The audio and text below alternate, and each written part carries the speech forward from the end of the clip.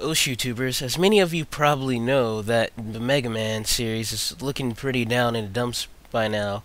Originally created by Kenji Iofune, the original Mega Man was your simple run and gun actions with really decent boss strategies. And then when he went on to make the X series, X1 through 5, it picked up the pace a lot more, it got a bit faster, and the bosses got a little bit harder. And then after that, he started to work on the Game Boy Advance series, the Zero series, which added some RPG elements. And finally, the last series that was worked on was the ZX series, which is a continuation from the Zero series, which pretty much is a blend of all of those mixed together. I'm here to talk about the first entry to the ZX series.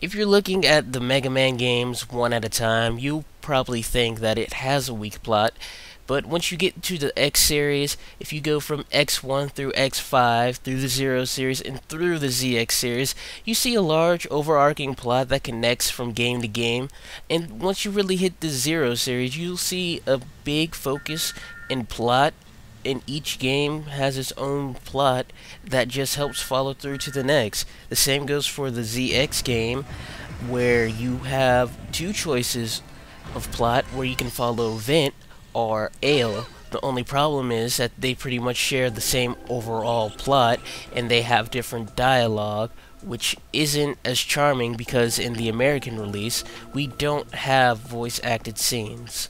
But the general plot is the same as any Mega Man. You meet the bad guy, he rubs his evil in his face, and you have to kill his robot minions to get at him. Simple as that.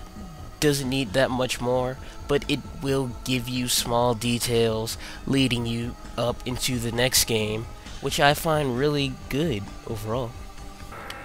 This Mega Man game brings you a new way of playing the game, whereas in the old games where you beat the boss and just stole their ability, in this game you beat the boss and you downright steal their identity, whereas you'll get a new form to play as, and these new forms also have elemental attributes, so you'll be fighting two bosses with the same elements, one of them giving you their form and the other one giving you a new ability. And the forms work really well in this game. You have ZX, HX, FX, LX, and PX. ZX you just get by going through the story, but all those other forms you have to fight bosses in order to attain, which have their own strengths and weaknesses. Let's take HX, which is a thunder attribute. It will be great for mobility and just getting through the maps, and it's a great melee weapon, whereas FX, which will give you a lot of firepower, but the price you pay for that is that you can't move while shooting. And LX, which is really useful in the water level, is pretty much useless everywhere else. Now, this gives you many different ways to play the game, and you can even add challenges on yourself, like using LX outside of water, which I did, and it was pretty challenging. Now, this game does have some faults that I should bring up, like its difficulty. Normal mode, it is hard, and the bosses can be kind of cheap, like healing themselves, stealing your energy, and having invincibility frames that last much too long.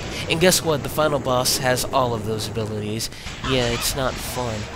And it's weird because you can go and have an easy time, and then you can go again, and it just be hard and difficult. I don't really like that, but it does give a different way to play each time, and the difficulty can be a bit too high sometimes.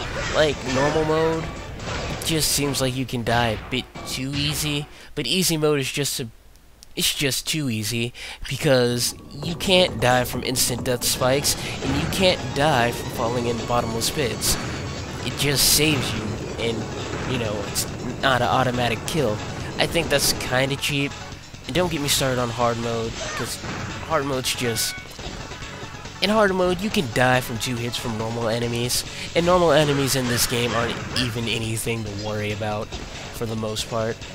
But beyond that, the game also gives you an in-game map, which is useless, because the map is blank, and the only way you fill it in is by going to a new area. And the thing is, you won't be going to the same area more than once most of the time, unless you want to take on a town mission from the people in the town, which will give you a little extra stuff like chips, which will help out your gaming, like the eraser chip, which will let you be able to stop projectiles with a saber-like weapon, which is nice. I like it, but the main chips that you get, like the eraser, you can get just by playing through the game normally. So I think that was kind of a waste. Another way to reinforce the RPG elements of the game is by nerfing the boss's ability if you hit their weak point enough. Basically, the weapon energy that you get from that item will be lower, and you have to pay to make it higher and to get more ammo out of it. And on easy mode, it's really simple. It's not hard. But on normal mode, it will become more difficult. And if you really want to get the max of the abilities in your first playthrough, you probably will have to do those town missions. All in all, this game is really well made, and it's not all that long, something that I really like. If you just go through the game without watching all of the cinematic cutscenes that you get, which are really nice by the way, you can easily breeze through this game in about 4 hours. Yeah, 4 hours if you're on easy mode. And the higher difficulty modes can make the game a lot more challenging. This game is fun to play, its music is amazing. In actuality, I should have spent more time talking on it, but the score of this game is just phenomenal. But what Mega Man game isn't? But it's just downright fun to play. The main reason I like it is because I can just pick up and play it. I mean, I can just easily beat the game within 2 sit-downs if I don't want to waste too much time in my day, because it's just that fast, that fun, and that easy if I play on the easy difficulty, which you can do if you just want the story, which is actually good by itself. It's a good story. It leads a lot of plot holes leading up into another game, which is the sequel, but if you just want the story for this game, it's pretty solid, and it digs into some deep stuff. Overall, I have to give Mega Man ZX a 4 out of 5.